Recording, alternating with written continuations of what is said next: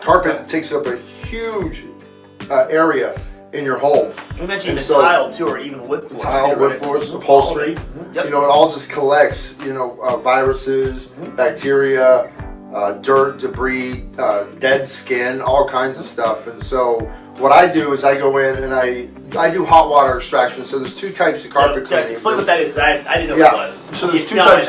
There's two types. There's the chem dry method, which sounds great because it dries really fast. But what they're doing is they're basically just going in and they're scrubbing your textiles, and they're encapsulating the dirt in like these little crystals, and then later on you can go and vacuum it up, and it leaves the carpet a little bit wet, maybe for like an hour or two. But they're not extracting anything out of the carpet and back out to the truck, and that's what I do. I do a method called hot water extraction. So back to chem dry, basically you're saying it leaves the debris in your carpet, but encapsulated. It's your job so it's safe to basically go and clean it up afterwards. Right, as a homeowner, which is kind of like second step. I thought I paid for it. Yeah. Right, exactly. Okay. And so the hot water extraction, I'm gonna, just like when you wash your clothes, I'm gonna cycle 30, 40, 50, 60 gallons, maybe even 100 gallons of water through.